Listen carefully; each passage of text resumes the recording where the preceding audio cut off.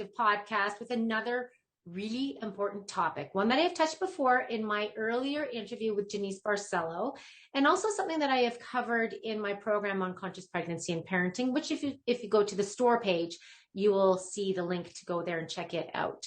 And I'm going to give this a shameless plug right now, because that program I created after I had my son, when I realized there were some really big issues that are affecting the ability of a person to become well-adjusted, robust, emotionally, physically. And the topic that we are covering today with my guest here, Harry Guiremand, is on circumcision. Circumcision, the idea of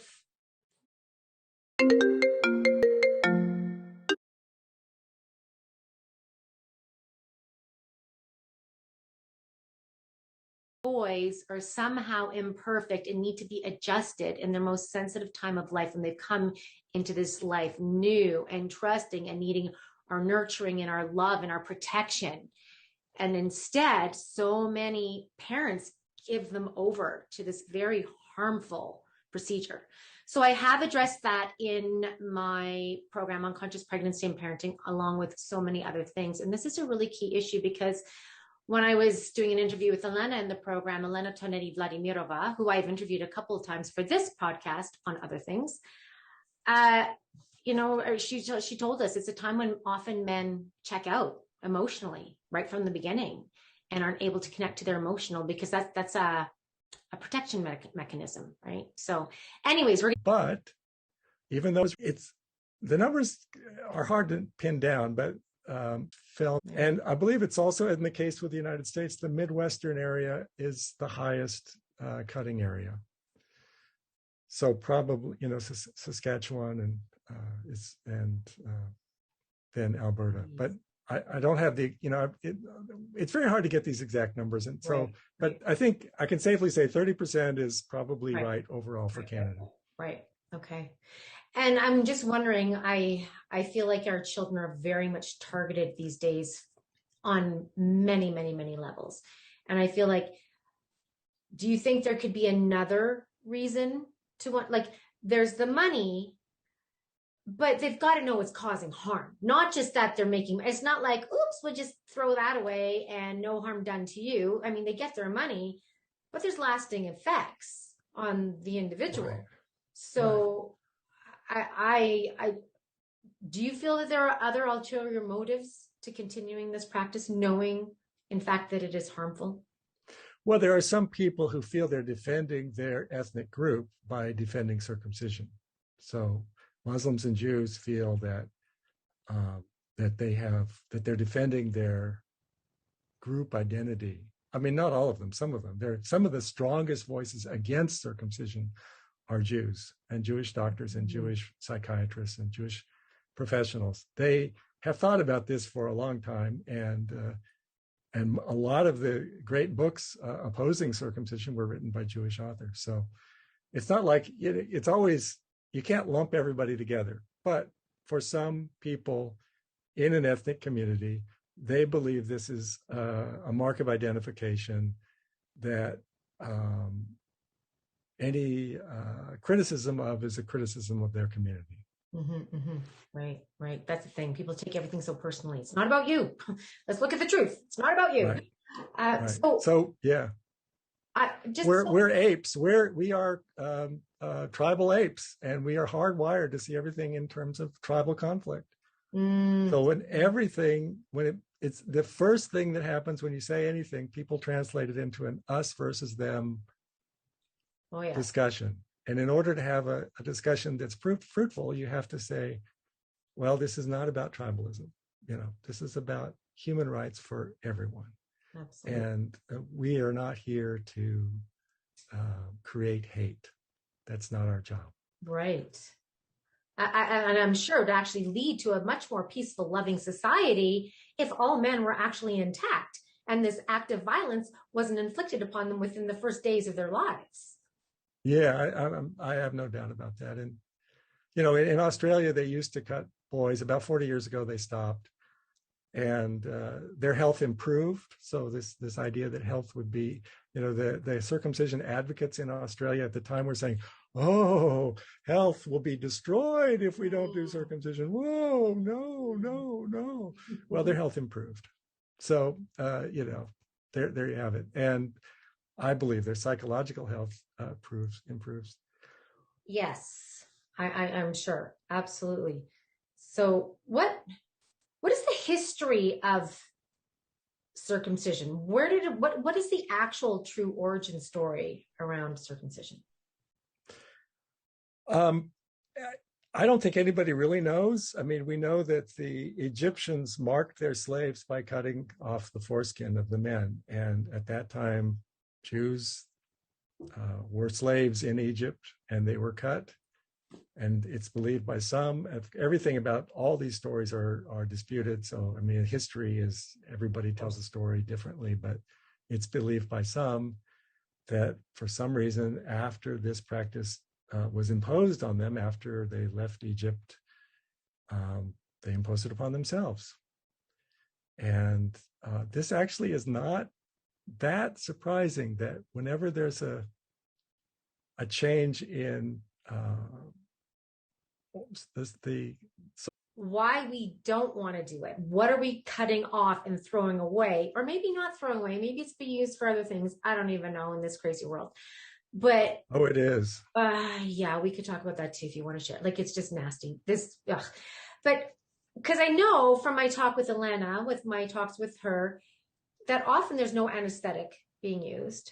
But not only, I was also looking at pictures of rabbis chewing it off of babies.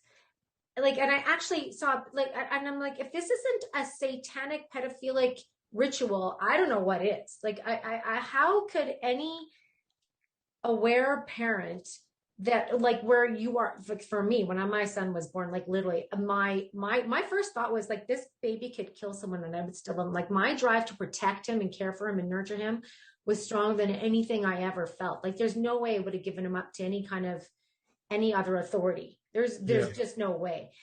And to think that I could think of strapping him to a board to do something like that is just, I don't understand that. So I don't understand how people could. And I tell people, if you're going to do that to your son, then you should be in there in the room and watching to see what's going on with your baby. Because Elena, I think I told you in the email or something, but she had to go through something like 7 editors to actually fully edit that scene. They couldn't handle watching it. And this is what we're submitting our most vulnerable people, humans, to in the beginning of their life. So how is this performed? And what is that baby going through in that process? Yeah, first of all, I don't think they in the Jewish ritual, I don't think they chew it off. What they, in some Orthodox sects, they suck the blood, which is already horrible. Okay. But they cut it, but then they suck the blood. And then boys have died and suffered severe brain injury from herpes infections that they got from the Jewish mohel who's put his mouth on the bloody penis. And in New York, they were trying to do something about this, but the New York Health Department just rolled over and played dead, did nothing. So, and this is what we see all the time. This is still happening. They are still sucking the blood. I believe so, because so what the New York Health Department finally did, they have to, the parents have to sign a form that says, we understand this will happen. Wow. And that's all. That's the only protection the boy gets. So it's basically like signing a form that's saying, this boy, my boy, has an excuse to be. We're giving him we're signing a form to excuse him from life, because he may die from this, and he may be severely brain injured from it. So, and nobody's held accountable for that. None. Nope. Not at all. Not at all. Unbelievable. Okay, so in other processes, how is this done generally in the hospital? So the story about anesthetic varies, and that they're not required to use anesthetic. They can torture the boy all they want. They can cut off as much as they want. It's like they're free to do whatever the hell they want to this helpless child. Just go ahead, have at it, have your fun. Do whatever sadistic thing you want to do, because no, we're not going to help this boy. So they have something called EMLA cream, which is a topical anesthesia, which they rub on and then start cutting, but they don't wait long enough for it to take effect often because it's all driven by profit in the United States. So time is money, and waiting for this anesthetic to take effect is lost money. And who gives a damn about the child, right? It's not our problem if he's suffering. He's not going to sue us. He's too small. He's not going to. He can't talk. He can't tell his parents what happened to him. So who cares? So that's one way. And the manufacturer of EMLA cream said this should not be used. In half a mile, keep right to stay on I-64 East. Oh, really? Yeah. And then the other thing is a penile block, which they do an injection of anesthetic into the nerve, and it's supposed to completely deaden it. But apparently that doesn't always work, as many people who've had dental work has found out that the anesthetic wasn't sufficient to cover, the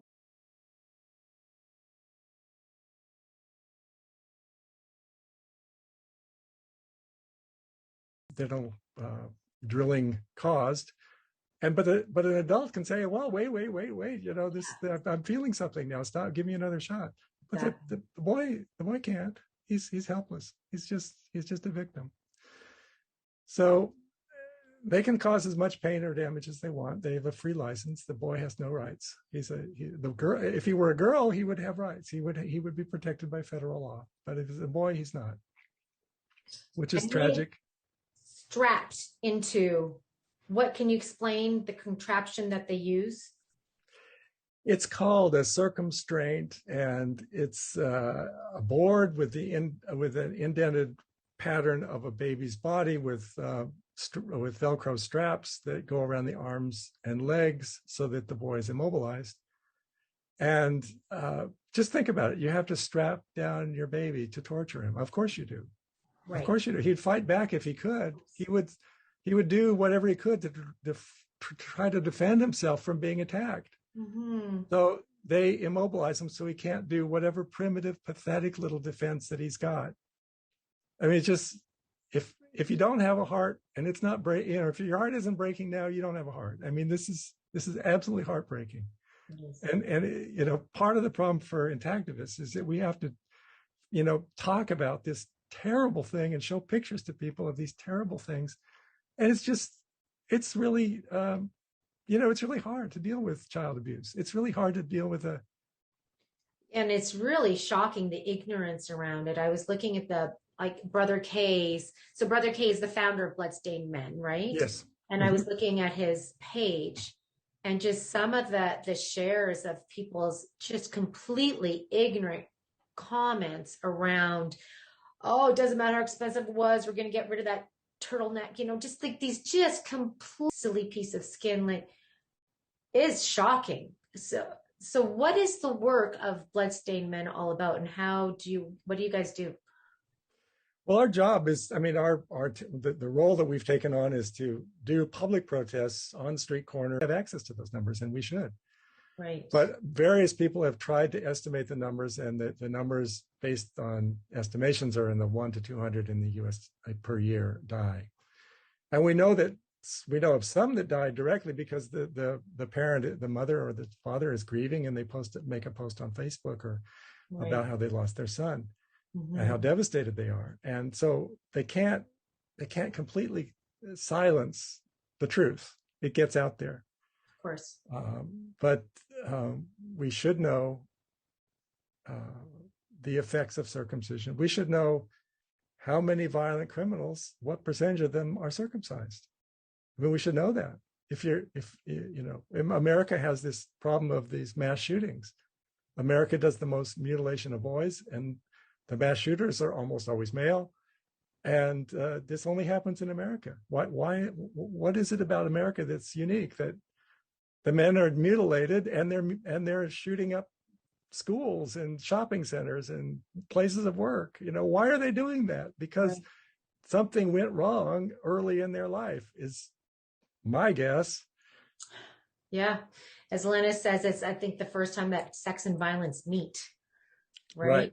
Like, exactly. you're meant to be with a nurturing female, like a mother figure. And there's this nurse, oh, coochie coo, maybe like playing with you a little bit to get you all excited. And then Yeah, because they do stimulate pain an and erection in horror. order to cut. So yeah, they actually stimulate an erection before they start cutting. And then they jab a probe because the foreskin is fused to the gland, the head of the penis when the baby's born, and it gradually separates over the course of his early life over years. Yes. And Years. each boy is different, but yeah, so it could not fully separate until he's 12, which is fine. Yes. It's natural process, nothing to worry about. Yeah. But so in order to separate it, it's very painful. They jab this probe in there. And interestingly, the definition of rape is penetration by a body part or a foreign object. And so at the time that this probe is jammed into the foreskin, that actually technically meets the definition of rape. So the boy is raped with the probe. And then, so this is extremely painful. And then they use a clamp of some sort, and then which puts tremendous pressure in and seals the blood vessels, and then they cut around it. It's just monstrous. It's just something that a torture from the Middle Ages that's still with us. It's just monstrous. Well, and I know it's been compared to like separating the fingernail from the nail bed, but Right. forcing that retraction like that with that. Right. Yeah. And Right.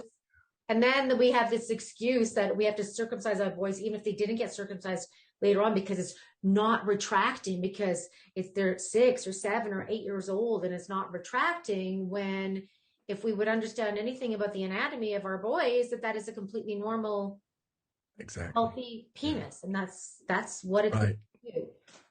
So if they haven't collected their $300 or whatever it is for the circumcision when the boy was born, oftentimes, not always, oftentimes at a well baby visit. Right.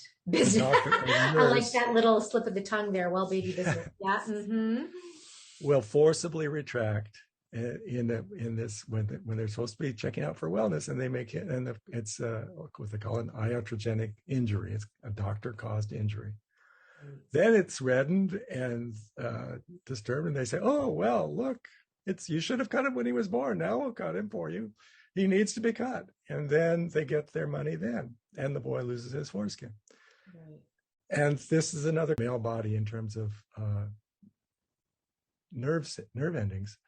So most of the sensitivity of the penis is in the foreskin. If a man loses his foreskin, he loses most of his sexual sensitivity, most of his capacity to feel sexual pleasure. Not only that, it's a rolling mechanism, so it makes sex easier. It's a sort of a natural lubricant. The foreskin glides back on entry and glides forward again on exit. So that helps keep the necessary liquids in place during sex. And it's pleasurable for both partners. And so beneficial for both male and female in that regard. Yeah.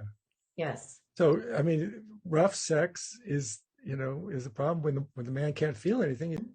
And that when that dries out, it loses sensitivity and the skin becomes thicker and loses its sensitivity. If you can, unfortunately, the trouble with this topic is that it's hard. You can't show the pictures on TV about, but if you should see side by side a picture of the glands of an adult man who's been cut versus one who was not cut, and one just looks dried out and old, and you just say, well, the other one looks that doesn't look good. But the trouble with talking about sex and penises is that you run afoul of people. Right. Well, it's something that needs to be discussed. And Janice Barcelo, in my interview with her, she actually did show. She brought it up on the screen, a picture of an intact penis, and just comparing the glands. One was very delicate and moist and no lines, no texture, and the other one was very different looking, and you can see texturized and not nearly as withdrawn away from his own sense of himself. Right. It's this extreme distress. The response to extreme distress is dissociation. And the baby is just, he's silent, not because he screams at first and then gives up on screaming and just goes into full dissociation. And so why wouldn't you expect that to have long-term effects? I mean, any trauma in childhood is the person's going to carry it for the rest of their life. Absolutely. And that's what I was talking to. So my husband, so I have a son and I have a husband. My son is intact. My husband is not. And I know he wouldn't mind me talking about this. He's very open about everything. But I'm wondering about, because he's done a ton of work on his own self-development. He just tries to be a little bit better than the day before. And that's what he does. He's a coach. He works with people and their traumas. But I said to him today, I said, I wonder if you were to go down that path, what if there's like, it's your body's going to know like that trauma's in your being. And I'm just wondering what would come up with, because that's something that he's had other things that he's had to work through, but that isn't something. So I'm wondering, it would be interesting to see if he were to somehow find a process to work through that trauma, what would come up for him and how that would change him. And do you know people that are, did you do anything to work through that trauma, or do you know of a program around that? People do. I did go through something called, I think it was called rebirthing or something. It was a process where there was, they simulated the sound of the womb during birth with a sort of rhythmic music and deep breathing, and of course there was a guided a leader guiding the mental trip back into early life. And I wept and wept and wept. I wept so much that I was just in pieces, and somebody actually had to take me home. I couldn't even get home. I mean, it was like they were just saying, this guy's in pieces. And Whose Body, Whose Choice? Whose Bodies, Whose Rights? I think was the name of the documentary. Anyway, when I saw that, it just shocked me. And I thought, well, I'm not looking at, that's me. I mean, I know that's what happened to me. And it was like the empathy, the ability to connect to, well, this was just an image on the screen, but I immediately identified, yeah, that's what happened. And it was it's shocking to see a video of a circumcision. You can't believe people could be that brutal to babies. You just can't believe it, but they are. Do you feel that rebirthing process helped you? Did it change you? Did it heal you in any way? Well, it definitely, I mean, I worked through, I think it did, because, it unblocked that memory and helped me to be more certain of my conviction that something has to be done to stop this practice. Mm-hmm. And so, I do believe it did help me. And the thing about, you have to grieve. Yes. And grief comes in stages, from denial to anger to bargaining. And she saw this same pattern over and over again. But it's true for any grief. And losing your foreskin, losing a body part, any kind of amputation, it's a loss that you have to grieve. Mm-hmm. And most men are stuck in denial. There's the first stage of grief. They just want to deny it. And the medical profession would very happy to keep these guys stuck in denial, because they're not suing them, which they should be. They should have their asses sued off. Does anybody ever get sued for that? Is that even a thing? There have been suits for there have been suits. So liability, I think there's some liability there. There is, and that seems to be a big problem with the medical system, though. There's a lot of lack of informed consent and a lot of lack of liability, and it's becoming more and more apparent. So a couple things I just don't want to forget. So do you know of any programs that are helping men that have issues that they know, or something they want to heal with their circumcision? Do you know if there's something that they can reach out to? Right. Yeah, there's foreskin restoration, primarily to prevent Yeah. the damage in the first place. We don't want to enable anyone, give them one more enabling factor to let them do a stupid thing. And but, we often encounter men who understands the problem.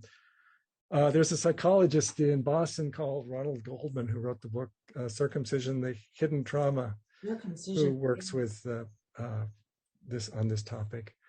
What's his name? Ronald Goldman. Okay. Ronald Goldman, PhD. Yeah. And he's a really sensitive, caring guy, and he totally understands the trauma of circumcision. He wrote a book about it. And he also wrote a book for Jewish people called Questions Done in the Open in the US. Nobody's prosecuted. Oh my God. So you can buy infant fibroblasts. I think it's like $350 for a little vial of the things. To do what? To do what with? So they do scientific research. So they do infants. But the big money makers for the foreskin business is they make cultured skin products. So they separate the cells and they grow them on a culture until they get a disc. It's, I think, about 3 inches in diameter, and they can make thousands of these discs from one foreskin, and the discs sell for hundreds of dollars each. So this foreskin is worth hundreds of thousands of dollars at least when these products are made from it. So it's stolen tissue.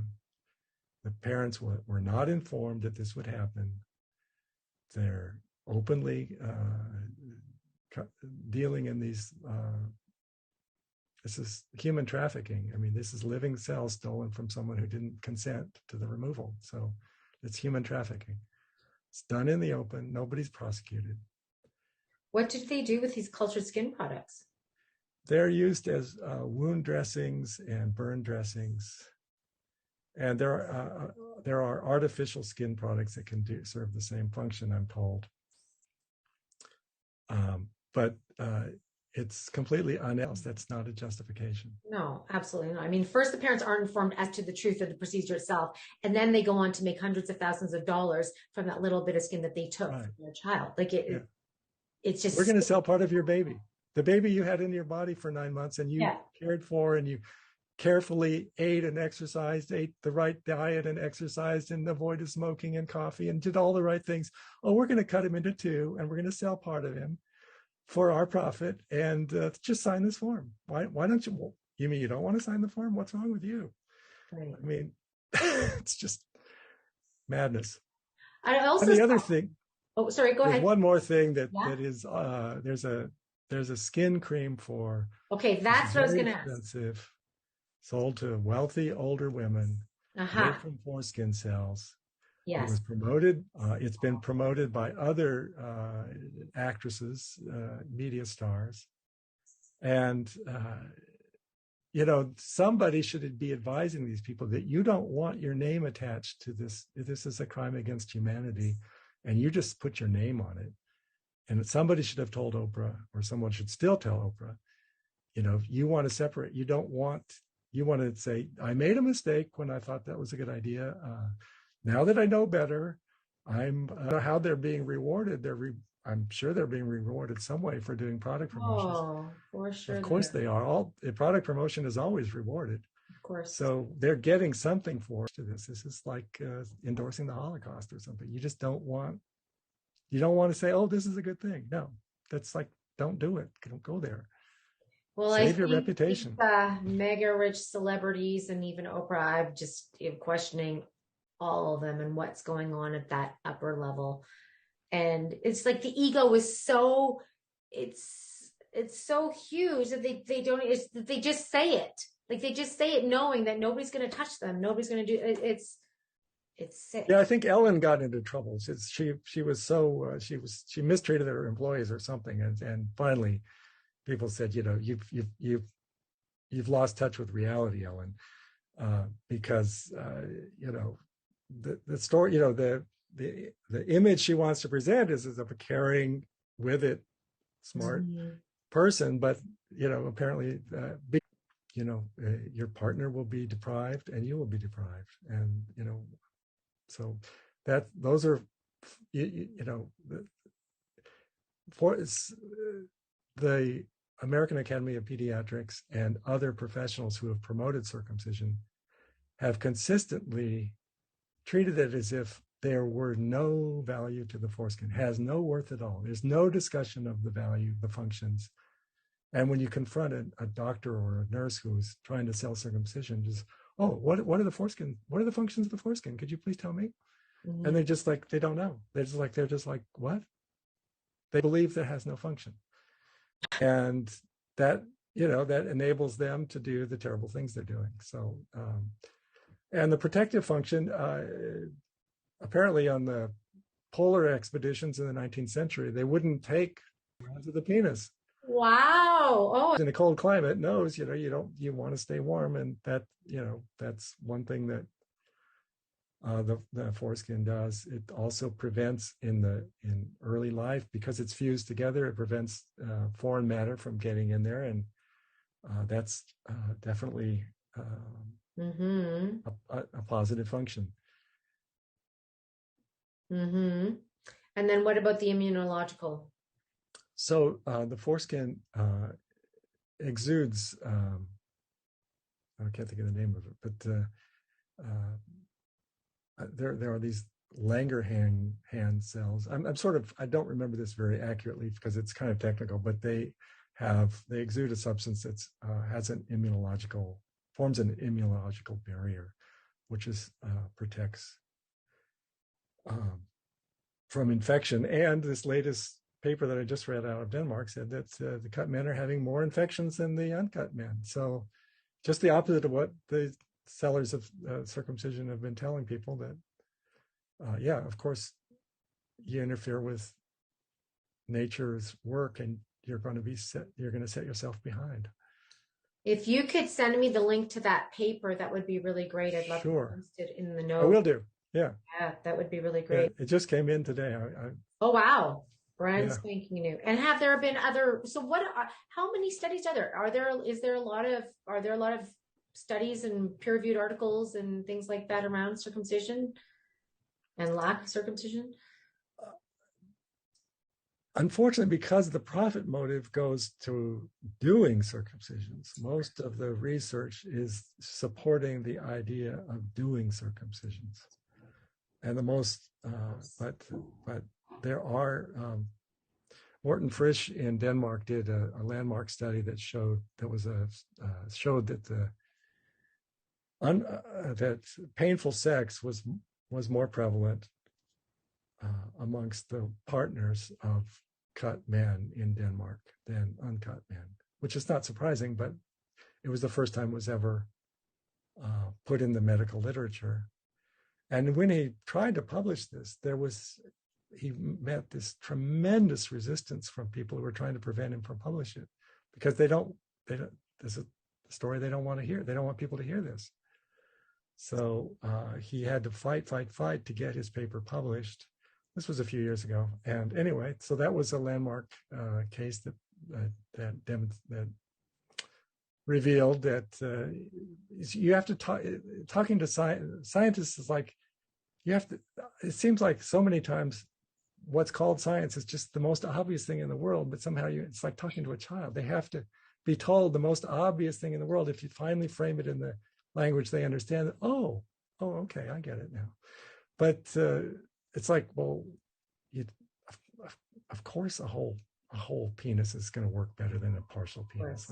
Yeah, I don't know why we think we could ever improve upon nature's original plan. In so many ways, we're always trying to deluded. Yeah, I mean, they're just so deluded. And part of the problem was in America, the medical textbooks, when they would show a penis, they would show a circumcised penis. It was like anatomy was amputated anatomy. So that was normalized to them. So they just and then so many of them were cut when they were young that they don't understand firsthand what normal anatomy is. And they weren't even taught. And the only thing they're taught about the foreskin is how to cut it off. It's like, they're deluded. They're indoctrinated into a mutilation culture. It is. And even in Africa, I mean, the story around AIDS and HIV and a circumcised penis, right? They were saying you're more susceptible to getting AIDS if you don't have a circumcised penis. Actually, another paper that I just saw today, it came from Ontario, that showed that there was no reduction of HIV infection amongst of course, circumcised men in Canada. I can find that link too. Yeah, that'd be great. Yeah. But in Africa, so people are highly motivated to defend circumcision because it's part of their cultural identity, their tribal identity, or their religion. And the people who did these studies in Africa were biased. They had a reason to justify circumcision. And it also, the work they did to justify circumcision was used by the American Academy of Pediatrics in America to say, yeah, we want to keep paying us. We want to keep being paid for this because look at these studies in Africa. Mm-hmm. So these studies relied on statistical trickery.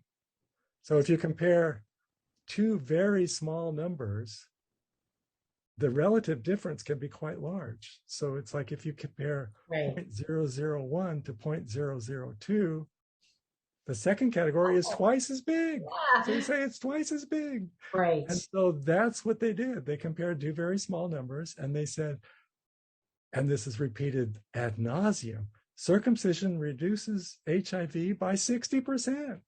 Well, not in the real world. Right. In America, when in the 80s and 90s, when so many young men were dying of AIDS, almost all of them were cut. Didn't help them. So that's the real world. It doesn't help. Mm-hmm. But anyway, they were motivated to promote circumcision in Africa. It turned into $1 billion industry. The Gates Foundation, the Clinton Foundation, UNAIDS, Clintons, of course, the CDC, all got on board this gravy train. Or, I mean, I don't understand Gates doing it because he was actually the one writing the checks. Why is he? I mean, it's not like he's profiting from this. He's actually could spend his money better. Profiting. Let's not make a mistake. He's definitely profiting it somehow. That man, we won't even get into it. But he's not stupid. He's not stupid, but it's he should have been able to see through this. Yeah. And Warren Buffett, who's on the Gates Foundation board, is not stupid, and he should have said, no, we don't want our name associated with this. He should have. They haven't. Well, his name was associated with a lot of pretty questionable things. Yeah. So these people who are our business geniuses have certainly fallen down here. So we don't know how they're compromised, that they are somehow compromised. Anyway, there were 4 studies. We hear about 3 of them because 3 of them studied the transmission of HIV from women to men, and they took HIV positive women with an HIV negative male partner, and they circumcised half the male partners and then waited to see how many got HIV. But after they circumcised the partners, the circumcised group had to abstain from sex for weeks while they healed. So already there's a bias built in. They were given condoms. They were given education about safe sex. The other ones were just said, go have it, do what you want. And so they found a very small difference in these 3 studies, which then they exaggerated into 60% through a statistical trick that's well known in the business of statistics. This is just trickery. So, but there was a 4th study. The 4th study studied the transmission from HIV positive women to HIV negative female partners. And in that study, they found that circumcision increased the transmission from males to females. No, male circumcision increased from HIV positive men to their HIV negative female partners. Yeah.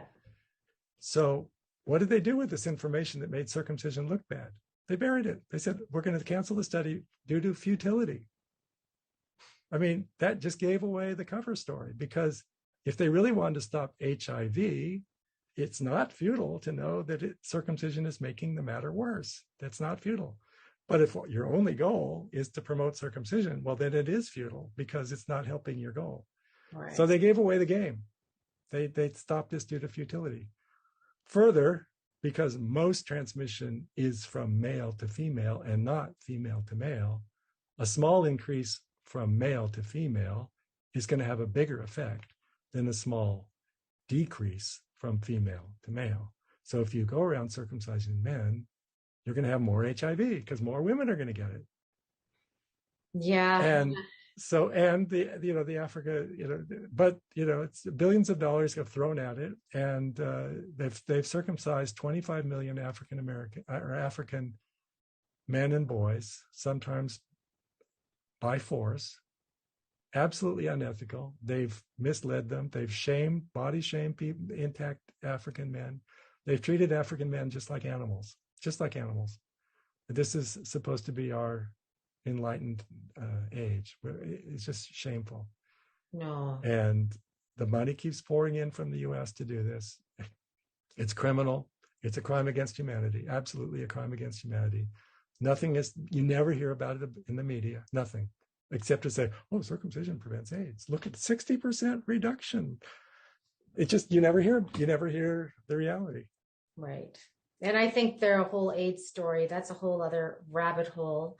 But I just, they use it for obviously, they get the insurance money, they sell it, it's just, you can just see right through it, but people don't want to know and they don't want to look. So where in the world is it more common to not circumcise and keep men intact? Yeah, most of Europe is intact. Only, in Christians in Europe or non-religious people in Europe also don't cut their boys. And they said, well, we don't do that.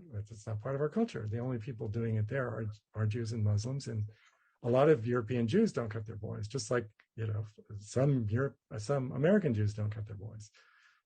Once you get informed, you think, well, I'm not going to do that to my son. This is just a silly ritual. Screw that. And so South Americans don't cut, although the AIDS fraud is being promoted to South Americans now. I hope they are able to resist it, but it's so medicalized that the survival rates of our babies in North America the record's way worse than in much, so we say less industrialized, less advantaged countries. Yeah. We're spending more for medicine, getting worse results. Absolutely. And also, if you compare by states, the states that do the most circumcision also tend to have a higher infant mortality rate. So, which makes perfect sense. You're doing unnecessary surgery. Of course, there's going to be some complications. Of course, it's going to affect your numbers. Absolutely. So, yeah. So it's just such a tragedy and getting the word out there is essential. And I'm somebody who actually believes I want to have faith in institutions. I really do want to trust institutions. I'm not somebody who wants to tear down the system. But these institutions have not earned our trust. They're operating without any responsibility to the people they're supposed to be serving. So it's again, power corrupting. They've not been held to account. They have to be held to account. In America, the way you do it is you sue people. They need to face big lawsuits in order. So until they're losing money, they won't start caring. Right. So what is your message to parents, say, if they were really considering, one thing I hate is the story of, well, he can't look different than his dad. It's like, when does a son and father stand side by side and compare penises? Like, that is such a ridiculous argument for it. Like, I've got it in my house right now, and I'm telling you, it has never once come up ever. Like, it's such a silly argument. It's insane. It's insane. Some wives have just said, you're not going to cut my boy, period. And if you want to leave, if that's your thing, you can go, because he's my boy as much as your boy, and he's not going to be cut, period. Right. took 9 months to build this boy, and you're not going to wreck him, no matter what your stupid psychological needs are. Right. If that's your problem, get out. Yeah. And sometimes the marriage falls apart, but usually what happens is the husband says, well, gee, okay, have it your way. I guess you're right. Right. But it's crazy how adamant some people are. They just won't even go there. And it's just not rational to It's really not. explore it. Right. This is completely irrational. So what is your message to parents that might be listening to this, or to parents to be that might be listening to this, and they were going to go down that path because they just didn't think anything of it? The title of your podcast is Sovereignty. And I think people sometimes believe that the chance to make a better world, and he has to be given his own chance in life to grow up whole and healthy and happy and untraumatized, and to bring that into the world and let him make the world whatever he can do with it. That's your job as a parent. It's not to make the world bad forever. It's to let the world get better by bringing in new life that can heal and rejuvenate and make the world a better place. Treating a child like property, if they had known the truth, they wouldn't have done what they did. And so a lot of them are really beating themselves up and really, really going through a lot of trauma. And you just have to say, the fault was in the people who misled you. You should have been told the truth. And it's too bad you fell for the lie. But, and when they join our protest, they are very vocal and very helpful. And it's important for the regret moms to be talking to potential mothers to say, you don't want to do this. You don't want to feel this way. Right. You don't want to have to apologize to your son when he grows up and says, well, why did you come off part of my body? What were you thinking? So it's